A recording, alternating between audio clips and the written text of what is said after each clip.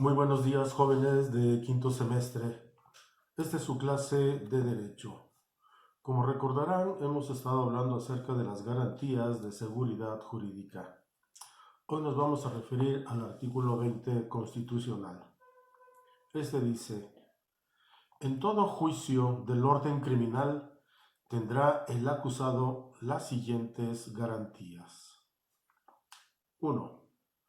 Inmediatamente que lo solicite, será puesto en libertad bajo fianza, que fijará el juez, tomando en cuenta sus circunstancias personales y la gravedad del delito que se le impute, siempre que dicho delito merezca ser castigado con pena cuyo término medio aritmético no sea mayor de 5 años de prisión, y sin más requisito que poner la suma de dinero respectiva a disposición de la autoridad u otorgar caución hipotecaria o personal bastante para asegurarla, bajo la responsabilidad del juez en su aceptación.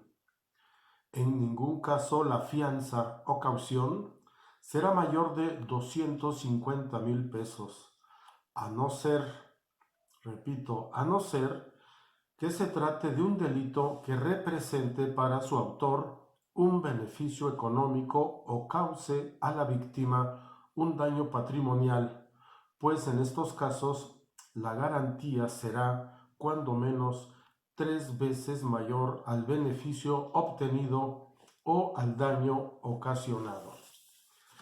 Esta primera fracción del artículo 20 se refiere precisamente a que aquella persona que haya cometido algún delito podrá pedir el beneficio de que su juicio lo siga no en prisión, sino en libertad.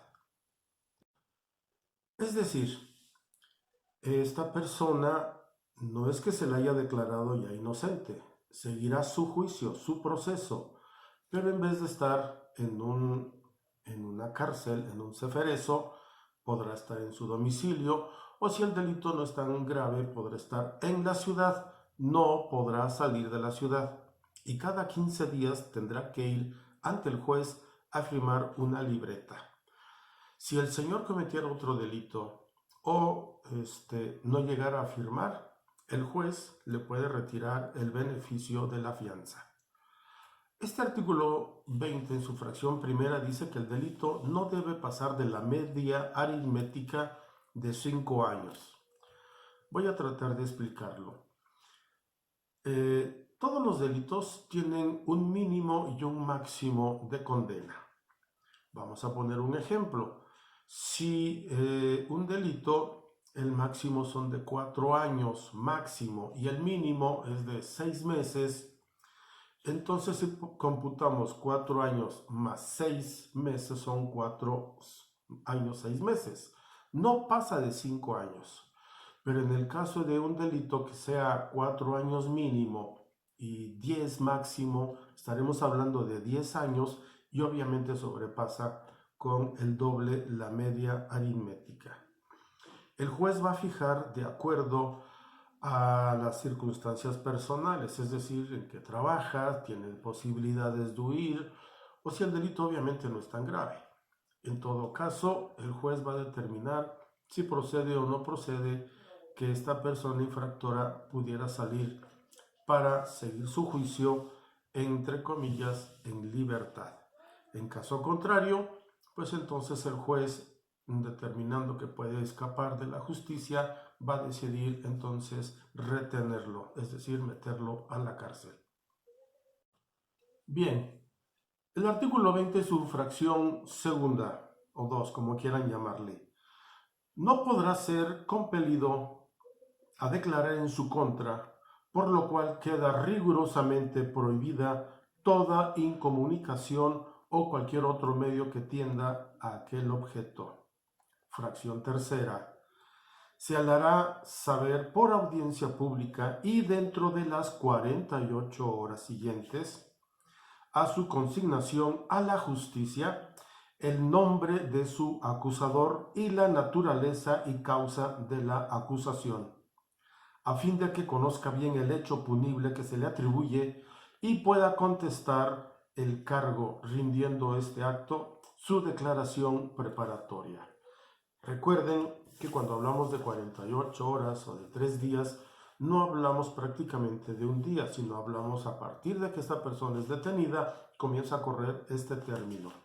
Es decir, dentro de las 48 horas, esa persona acusada deberá conocer quién lo acusa, de qué lo acusa y en qué condiciones es lo que se encuentra. Fracción tercera, se le hará saber en la audiencia, es la cuarta, será careado con los testigos que depongan en su contra, los que declararán en su presencia si estuvieran en el lugar del juicio. Un careo es cuando una persona, en este caso estamos hablando de testigos, los ponen prácticamente frente a frente. Obviamente hay una distancia. Y entonces el que lo está acusando le va a decir, es que tú hiciste esto. Y el otro va a decir, pues no lo hice, o fue en estas circunstancias, o es mentira, o aclarar cualquier cosa.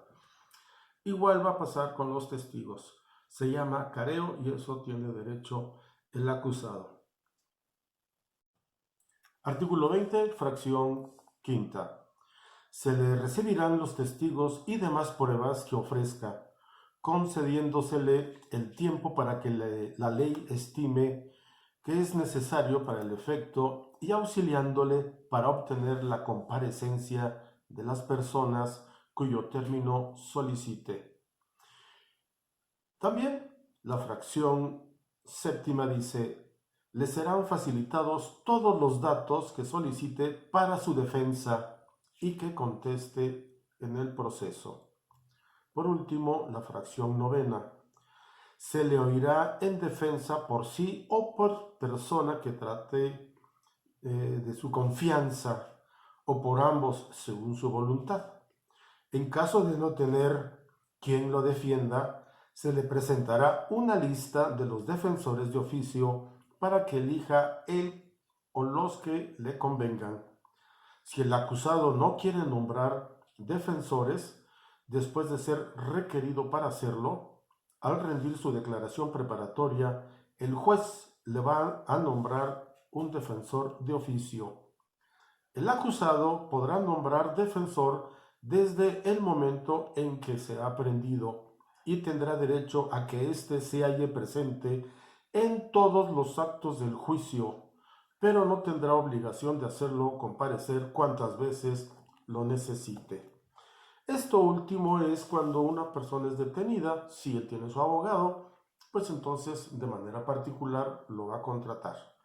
Pero si no tiene los medios económicos o no conoce a alguien que lo defienda, es obligación del Estado, a través del juez, ponerle a alguien que se llama defensor de oficio, es decir, un abogado pagado por el gobierno para que lo defienda. Todos deben ser defendidos, si no el juicio no tiene validez. Gracias por su atención, cuídense y espero sus evidencias.